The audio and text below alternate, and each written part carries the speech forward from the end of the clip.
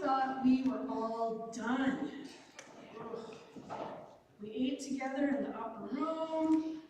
We cried together at the place called Golgotha. And we gasped together once we saw that the tomb was empty. We're done, right? I mean, Jesus is not dead. Resurrection happened. Now, what more do we need? You know what I need? I need to be reminded that the disciples' faith was tested just as much as my faith is now. I need to know that it was not all puppies and roses when they saw that the tomb was empty. I need to know that they were experiencing panic, wondering where Jesus' body went, and did all that stuff that Jesus taught and preached about really come true. I need to know that the disciples, along with Jesus, were just as human like you and me. And even though Easter Sunday is so important, this Sunday is just as important. Everyone tends to stay home, though, on this Sunday. It's Low Sunday. And what happens, though, needs to be discussed. The hype is not over, necessarily. Resurrection happened, and yet there's still evidence that it keeps happening. The readings for today are a continuation of last week's story. The tendency, though, is just to stop with resurrection and empty tomb because we're done. We had all the flowers placed and all the processions and all the hoopla. It's done, right? Death happened, and now the resurrection promise Jesus alluded to has now happened, and there's no body. 3 days ago, the disciples just saw their friend, their teacher, their prophet, the one that they looked up to, be crucified, and now they find themselves locked behind a closed door, not knowing exactly what was going to happen because there was no body in the tomb, and the political and religious authorities were so sure that they were going to come after them because who else would have taken that body? It had to have been those disciples. Except it wasn't them. Violence was the order of the day. If you threatened the empire, you threatened control. You were stoned or crucified, and frankly, the empire preferred crucifixion because it was a public display. Watching someone's arms hyperextend and disconnect, and then essentially suffocate, was far more effective in instilling fear than stoning someone. Violence is nothing new when wanting to accomplish some kind of control and instill a level of fear. This has been demonstrated throughout history, and we're seeing it demonstrated today by threatening to deport individuals to El Salvador due to immigration status, or the threat of engaging in diversity, equity, and inclusion teachings and trainings to lose funding in higher education or research, though from the onset may not look like violent behavior. The intent is to cause harm by threatening the well-being of persons that look different than those in control. Ayano Johnson Watkins, in an article in the Christian Century, references the movie Boycott. And this movie talks about the moments in Reverend Dr. Martin Luther King Jr.'s life that defined his the nonviolent, faithful, articulate stance in the face of the civil rights movement. She talks about this particular moment when Dr. King and E.D. Nixon stand before Nixon's home as it burns to the ground. Nixon knows that white supremacists are behind the arson, but he also seems to know that they will go unpunished. Adding fuel to the fire department has arrived at the burning house, but the white firefighters elect simply to lean against their trucks and look on while it burns. King arrives and stands beside Nixon, both of them helpless as the house goes up in flames. Nixon asks King how he can stick to his nonviolent principles, or even if he should, as he and his family are physically threatened and attacked by the powers opposing them. King doesn't answer him directly.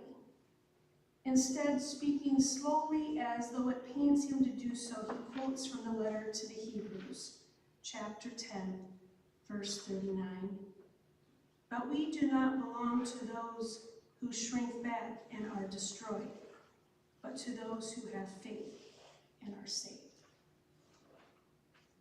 Ayanna Johnson Watkins summarizes this moment by saying, quote, "Our faith is not meant to keep us from responding to the violence inflicted upon us. Our faith is the response to this violence. We feel the pain and sadness, even helplessness and loss, but we don't let our feelings make us shrink back from our values. We don't succumb to the fear that our opponents are stronger than we are. Instead, we believe and are saved. We believe that our God is strong, that what we stand for is true, and that God is honored by our resistance to injustice, that God is pleased when we refuse to submit to fear and helplessness. This belief is our salvation." End quote.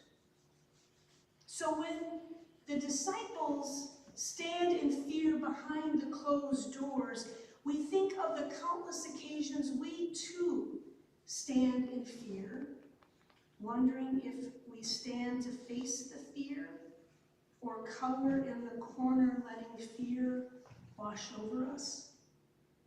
And in this season of divisiveness, which also coincides with this Easter season, we are made to believe that isolating ourselves and caring only for ourselves perpetuates power and prosperity. It is with grace and assurance that Jesus comes and offers words of peace, not once, but twice. These same words of peace were the words spoken at the Last Supper, a moment mixed with fear and dread and death.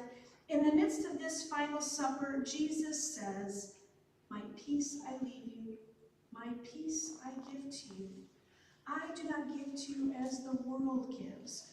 Do not let your hearts be troubled, and do not let them be afraid." And now in this text this morning, we hear Jesus' code phrase, "Peace be with you." The peace that is offered this morning is from the faithful resurrected Jesus, not the faithful threatened Jesus. D. Cameron Murchison writes that, quote, "The peace that is not offered by the world is the peace that comes from the knowledge that in spite of all the hurt and harm the world can and does inflict, God's compassion and care embodied in Jesus stands again in their midst, the crucifixion notwithstanding.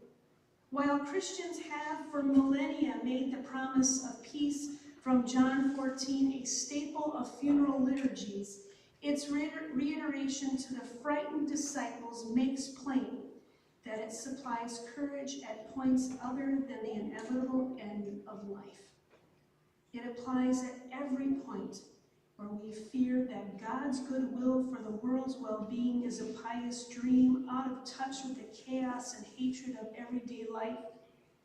For the one who offers words of peace is the very one who has endured the brunt of that chaos and hatred, yet now stands in our midst, risen indeed." End quote. The church should be packed every Sunday.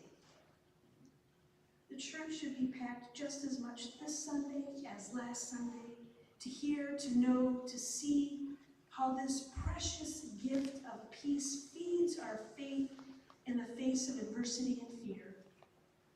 Ayanna Johnson Watkins writes that it is faith that allows us to persist through struggle, while at the same time the struggle tests and, if we allow it, refines our faith, making it stronger than before.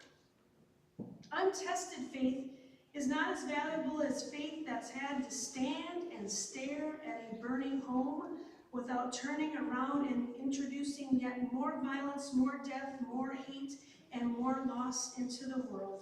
Tested faith trains us to believe more in God's ability to give us life than our enemy's ability to extinguish it. Tested faith is what keeps us keeping on, whether there are words to what we are thinking and feeling. Tested faith is what brings tears to our eyes and a resolve to know that the matter we face cannot be the final say. Tested faith is seeing Thomas today, not as a doubter, but as one that needed to know and see that the one that stands among them now was the one that stood among them then. And because Thomas and his colleagues were able to see and know, makes it a bit easier for us today to see and to know. For frankly, they asked our questions on our behalf many years ago. A faith test is not about winning or losing, instilling fear or vying for control. Tested faith is about knowing that hope endures, and that was and is conveyed in 4 special and simple words. Peace be with you. We are now a witness to these things, and now we must share in that as well.